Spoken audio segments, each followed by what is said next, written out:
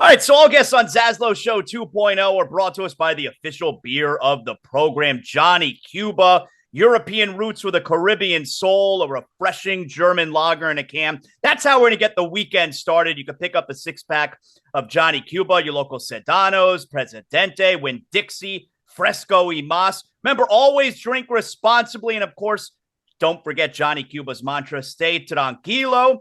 Joining us now is our pal, Dave Williamson, who is a big, he's a West Coast guy now. He's a Pacific guy now, but he's a Miami guy at heart. He is back here in South Florida, regular guest on ZASLOW Show 2.0, back here in South Florida. I'm excited to see you this weekend. You got a few shows. How you doing, man? I'm good.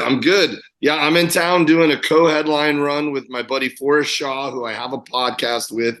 And dude, like Miami never leaves you. You're totally right, man. Like I've been in LA for like 11 years now, and I'm from Miami. I grew up here. Forrest is from Miami. And that's totally the vibe of our podcast is that when we tell stories, it always seems to come back to, there's one time when I was growing up in Miami, and we talk about crazy stuff that happened to us, Okay, so you guys you're co-headlining these shows that you've been doing. How do you decide who goes on first? How does that work? Well, I'm funnier. So, no, I'm just kidding. I don't know. We just kind of switch. It doesn't really matter, You switch it up.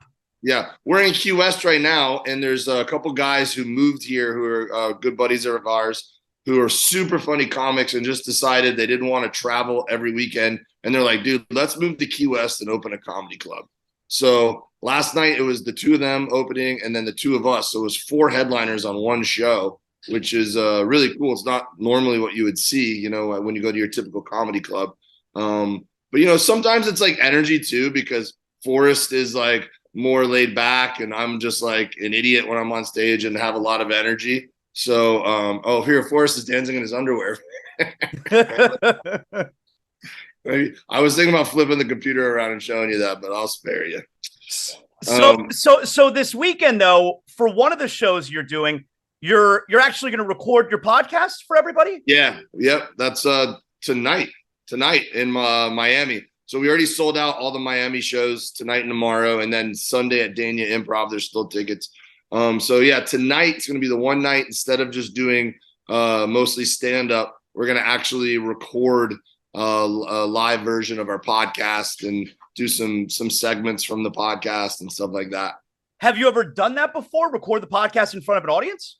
I've done it with other podcasts, but I've never done it with this podcast. It's the first time we've done it with this podcast. Yes, yeah, that's weird because, I mean, look, I've been doing, I do my show now. It's podcast form, obviously. I was doing radio on 790 a ticket for, almost 20 years. So I'm doing a show I know in my head that I'm doing it for thousands of people, every day, but I'm not doing it in front of anybody. I feel like there's a major difference doing it in front of people. Well, that's the essence of stand-up comedy in general, right? It's just you're on stage, just you and a microphone, and you get instant feedback on whether what you said was funny or, entertaining or not, So it's, for us, it's the same thing. It is a little scarier because we don't have our built-in, set up punchlines. But it's fun. We did a little bit of it the last 2 nights where we did the stand-up show, but at the very end, Forrest and I both went on stage together, and we just kind of riffed off each other. But at that point, they'd already gotten their money's worth. We were just having fun at the end, So you guys, the next couple nights, tonight and tomorrow, you're at, I think it's called the Comedy Inn. Is that what it's called? Comedy Inn. If people have not been there. Yeah, I've never been there. Yeah, it's really cool. It's it kind of started right before I moved. Our buddy Mike was starting to get this off the ground, and now it's grown into a really cool thing. But it's the Quality Inn on 144th Street and US 1. He's taken that banquet room and turned it into a very cool little performance space. And he brings in big headliners all the time. And it's almost like a little underground vibe too, because he'll just send out his mailing list that they have, a show coming up maybe once a month, and it sells out like that. So you got to get on his mailing list so you get tickets before it sells out. And it's just a blast. He's put in like, really nice sound equipment and lights and curtains and everything. It's a cool room. People have recorded their comedy specials there at the Quality Inn off 144th and US 1. How cool is that? That's amazing. So tonight and tomorrow at the Quality Inn, the Comedy Inn, you got Dave, you got Forrest there. They're recording their podcast tonight's show. I'm going on Sunday. Sunday's at the Dania Improv. That's much closer for me. So Dania Improv Sunday night. And how about this, Dave?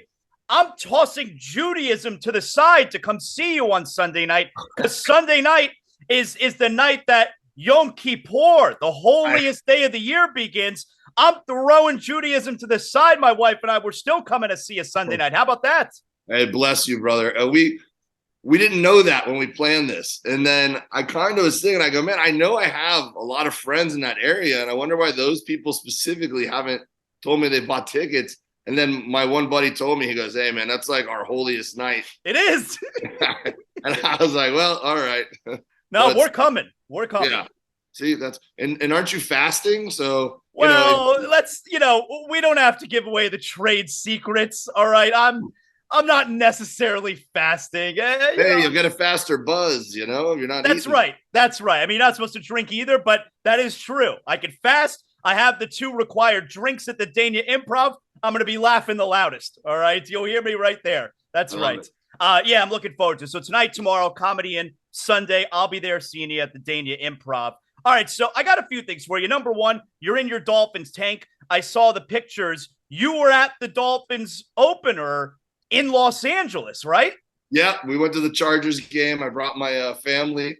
I wore this outfit that my mom bought me last year. I don't know where she got this thing, but she mailed it to me. And it's like matching shorts and Hawaiian shirt, but with this, Miami Dolphins themed, pattern. And it was like one of the most polarizing things I've ever done. Like, I didn't think it was that big of a deal. To me, I go, that's a cool little Sunday outfit. Like, people were stopping me on the train on the way there to take pictures with me. And every time, it was so funny. There's all these dudes when I was walking around would just kind of look at me and go, hell yeah. Like, it was such a hit, this outfit. Now, what was the percentage of Dolphin fans there? Because that looked like a heavy Dolphin crowd. A lot. Man, I'll tell you, one of the coolest sporting events I've ever been to was a few years back when the Chargers first moved to LA. Yeah. They were playing in the LA Galaxy Stadium, which is only like, it's called like a BMO Stadium or something, right? Yeah, it's like only like 15 to 20,000 people. And we went and saw the Dolphins play the Chargers there. And that day was like 90% Dolphins. Like, that was crazy because everyone was mad at the Chargers. They just moved. They hadn't built up an LA fan base yet. Mm-hmm. And, the away team buys tickets faster, I think, when they're coming to town. So that was nuts to see like an NFL game. And it ended up being a good game that came down to a field goal we won at the end. But this one, SoFi Stadium is giant. And it's a beautiful stadium. And the Dolphin cheers were loud, I will tell you. It was obvious there was a good presence there. You see, and there was an incident. I spoke about it earlier in the week. There was an incident at the Dolphin-Patriot game in New England this week where 2 fans got into a fight, a Dolphin fan and an older Patriot fan, and the Patriot fan died. There's an investigation going on and everything. I mean, who knows? It obviously sounds like a situation that could be manslaughter. Dude died. 53 years old, really terrible. But you see all these videos now, like every week. I saw one this morning from the game last night, in San Francisco. Just the fans fighting and all of it, man. Like it's always the football games, like the fighting. It's out of control. Yeah, well, you're not helping my case here because I was trying to talk these guys into going to the Dolphins-Broncos game this Sunday, and my buddy Forrest said, man, everyone's always fighting. Yeah, he's right. I want to go fight. He's right. Now I'll be honest. I was hesitant when my kids got to an age when they got to like 6, 7 years old. Do I take them to football games, Hurricanes games, Dolphin games? I was hesitant. And then I was just like, F it. I'll be vigilant. I'll make sure everything around me is safe. I've never had a problem, but I don't know. Yeah. I really kind of feel like, and I know we talked about this a little bit last time you were on with me too, about people's behavior at comedy shows. I really think since COVID, I think people forgot how to behave. Yeah, I mean, look, and you mix in, drinking $20 beers, and people aren't in a good mood if their team's not winning. There's like a reason to be like broken up, but people 100%, and I think COVID had something to do with it from the standpoint of it's always like us versus them, right? It's the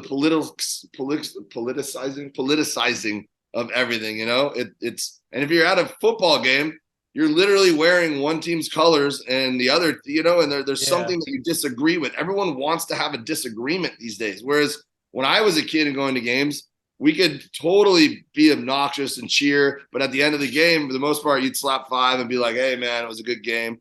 I do remember being a kid and being at FSU games. Yeah. And there always being some FSU fan that got beat up being too obnoxious or something at the Orange Bowl. But that was like good old fashioned fighting. That wasn't like, hey man, someone's gonna end up dead. That was just like, hey, you ran your mouth, you're gonna learn a lesson, Yeah, Sebastian Maniscalco does this bit where you get into a fight back in the day, you punch each other a few times, it's over. Now you fight somebody, you don't know who knows the MMA. All of a sudden, you're in a Kimura lock. You're being choked out on the ground, Ain't that the truth, man? Yeah. Hey, are you keeping up with the Lillard stuff? It feels like today could be the day. There's a lot of chatter going on right now, Dave, with Damian Lillard and the Miami Heat. There's a lot of chatter. Oh, no, I didn't see that. I literally rolled out of bed and came on here with you. We were out at the bars last night.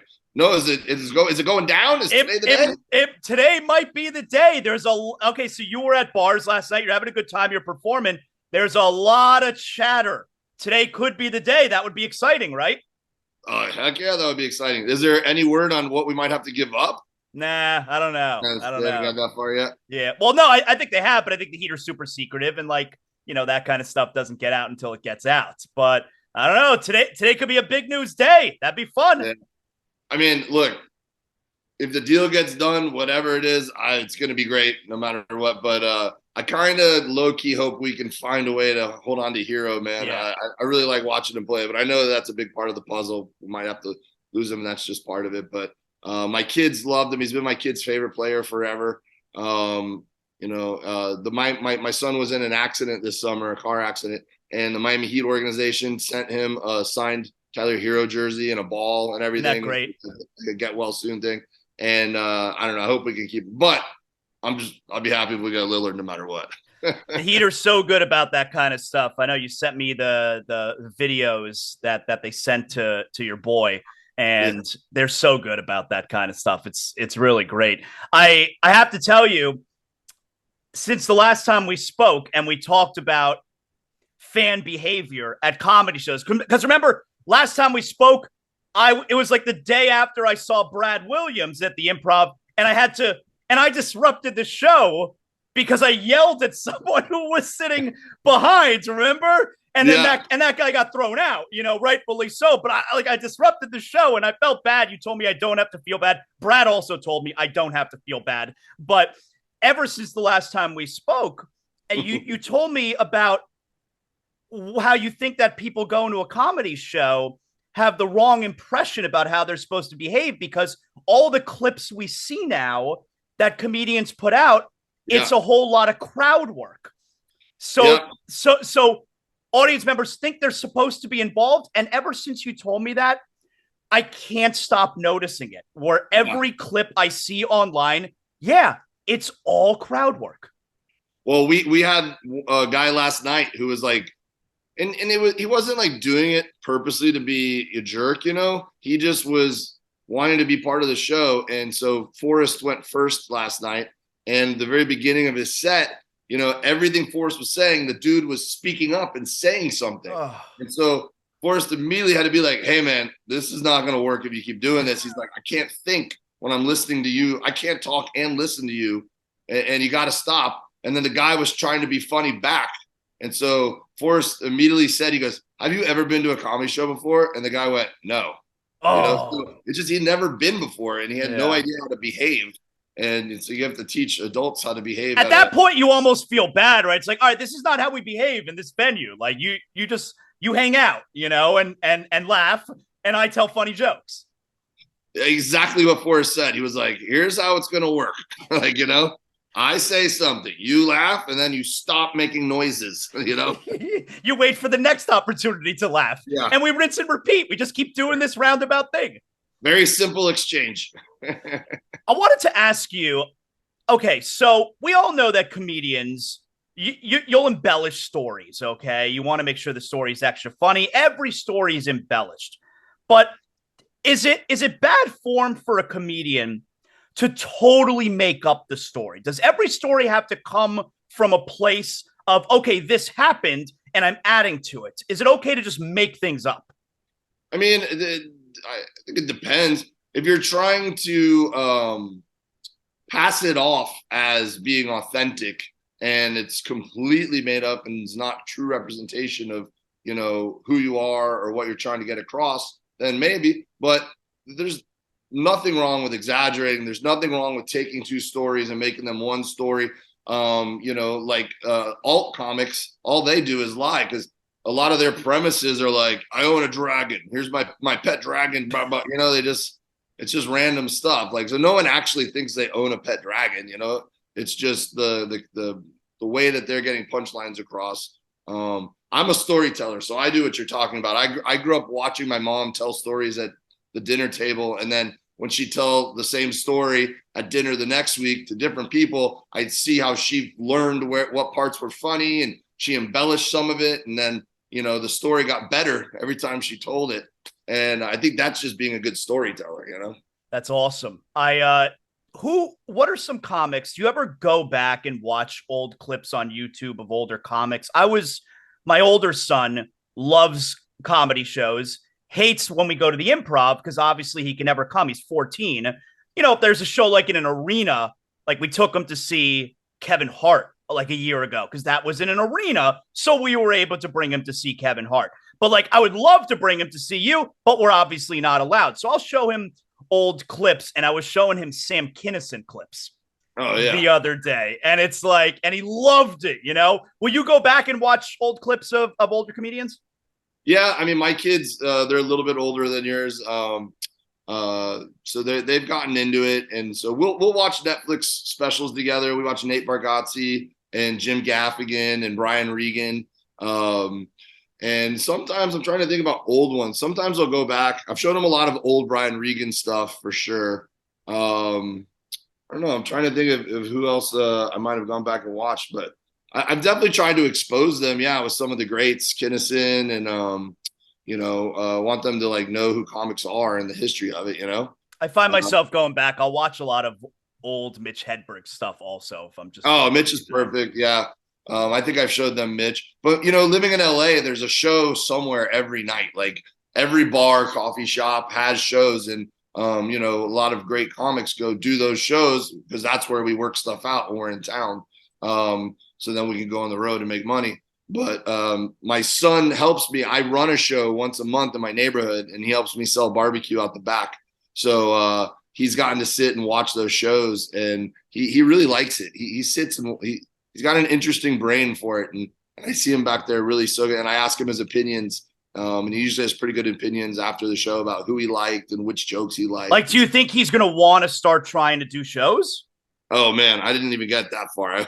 I hope not. I hope he goes down a different path. That's a lot easier. But, you never know. I could see either one of my boys being a writer one day or being in the industry somehow. I don't know if they necessarily would specifically be a comic, but maybe something adjacent to it. Did I ever tell you how I came across Mitch Hedberg? I mean, this is obviously like 20 years ago.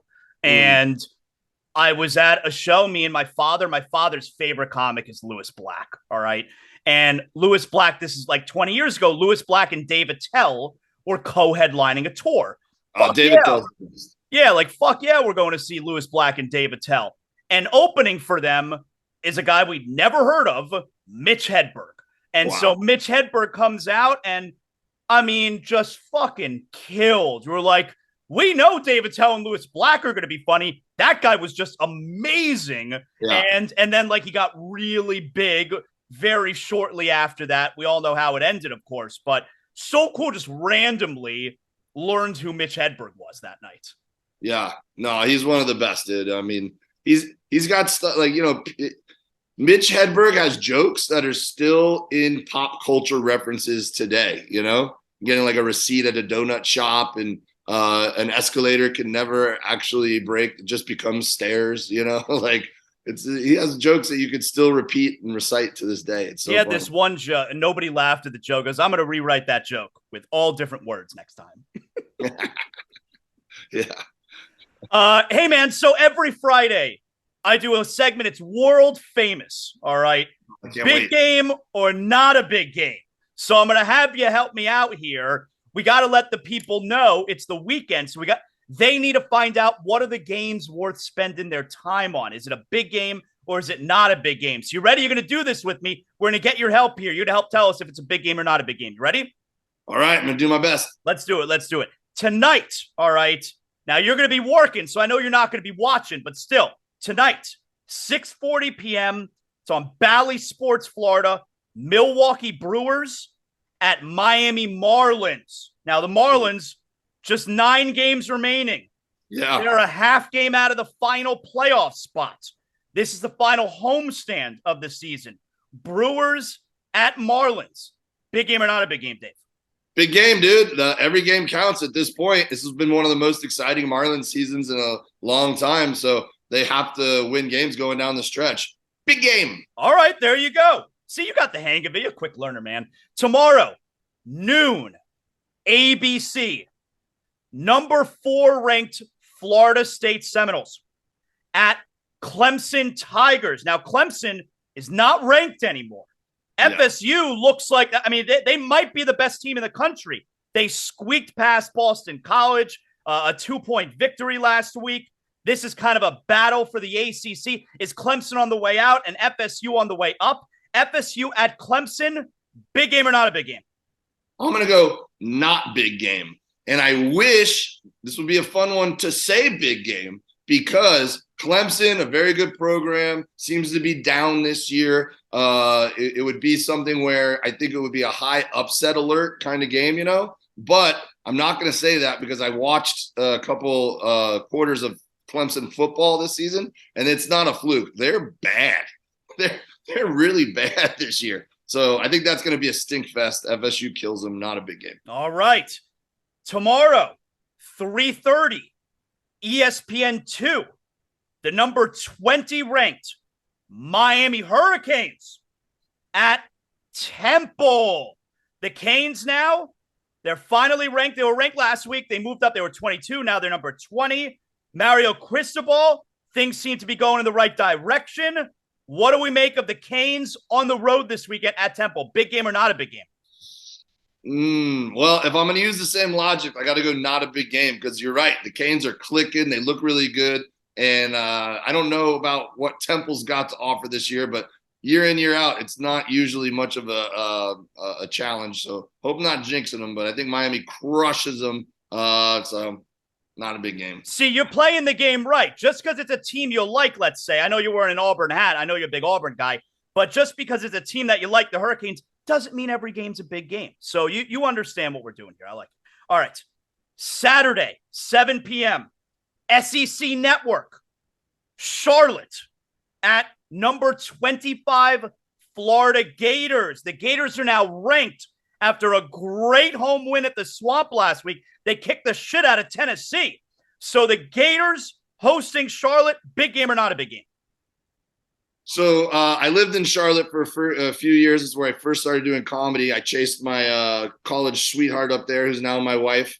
And UNC Charlotte, they put together some sneaky teams every now and then because they got some good high school football up there. Every now and then they'll get a local kid who's a good player. So maybe they test Florida a little bit out the gate. Florida ends up running away with it at the end. I'm going to go sneaky big game. Wow. Okay, so you're keeping an eye on that. You're asking Forrest to give you a score update tomorrow night while you guys are on the air, right? Hey, Forrest, give me score updates during the show, okay? Sunday, He says it's 0-0 right now. Oh, he's right. Sunday, 1 p.m., CBS. Denver Broncos at Miami Dolphins. Home opener for the Dolphins. Broncos, Russell Wilson, he sucks. They gave up 35 points last week to Washington. The Dolphins, Tua, we love them.